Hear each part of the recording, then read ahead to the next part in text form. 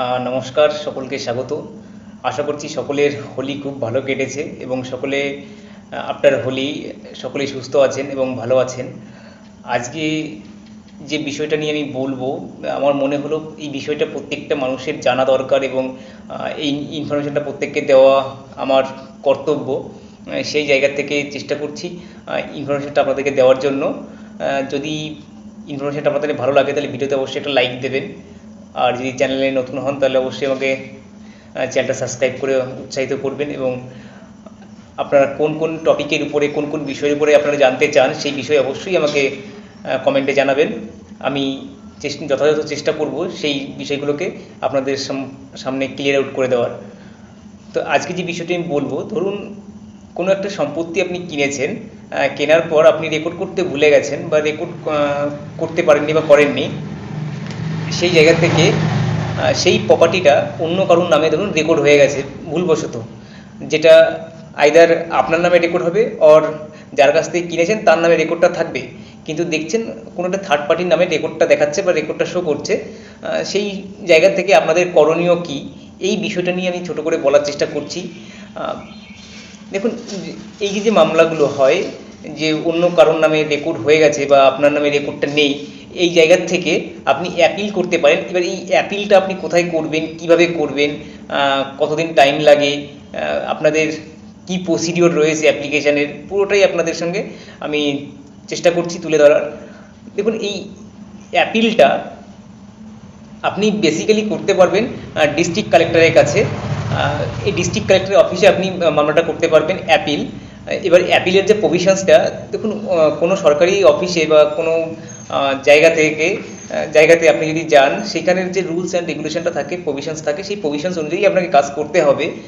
এবার এই যে ডিস্ট্রিক্ট কালেক্টরের কাছে যে পাওয়ারটা মামলাটাকে সলভ আউট করার বা এই সমস্যাটাকে দেখার, এই পাওয়ারটা হচ্ছে আমাদের West Bengal land reforms act 1955 section number 54।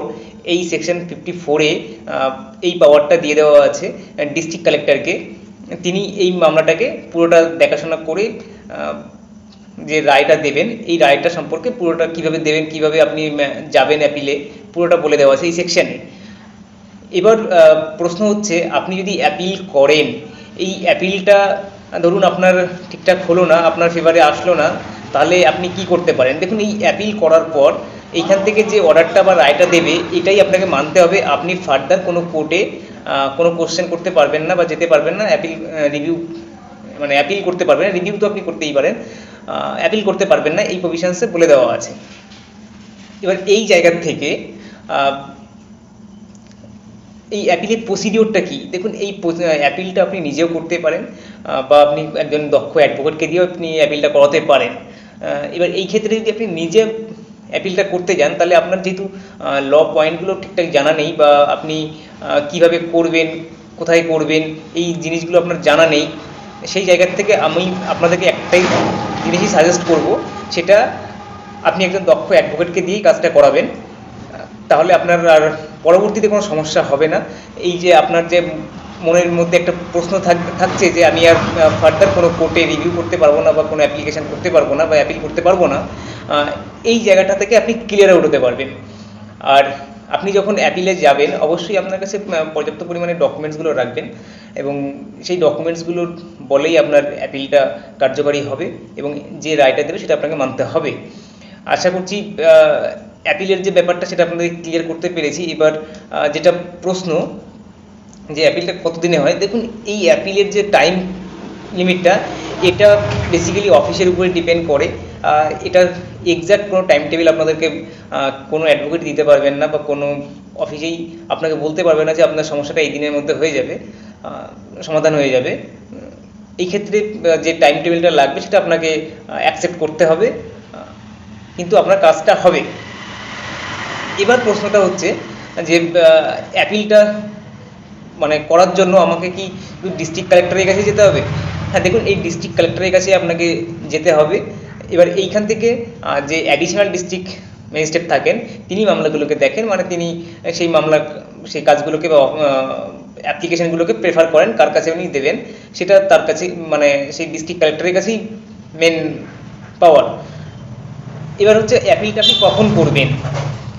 যখন দেখবেন যে আপনার প্রপার্টি অন্য কারোর নামে ভুলবশত রেকর্ড দেখাচ্ছে, রেকর্ডটা আপনার নামে হওয়ার দরকার, সেই জায়গা থেকে আপনি অ্যাপিলে আসতে পারেন এবং অ্যাপিল ফাইল করতে পারেন। আশা করছি আমি ক্লিয়ার করতে পেরেছি। যদি কোনো এই রিলেটেড আরও কোনো প্রশ্ন থাকে তাহলে অবশ্যই আমাকে কমেন্টে জানাবেন। আমি যথাসম্ভব আপনাদেরকে ক্লিয়ার আউট করার চেষ্টা করব। আর সবাই ভালো থাকবেন, সুস্থ থাকবেন, এবং যাতে আপনাদের কোনো ফার্দার কোনো সমস্যায় না পড়তে হয় তার জন্য সমস্ত ডকুমেন্টসগুলোকে ঠিকঠাক করে নেবেন, যাতে ভবিষ্যতে আপনাদের কোনো সমস্যার সম্মুখীন হতে না হয়।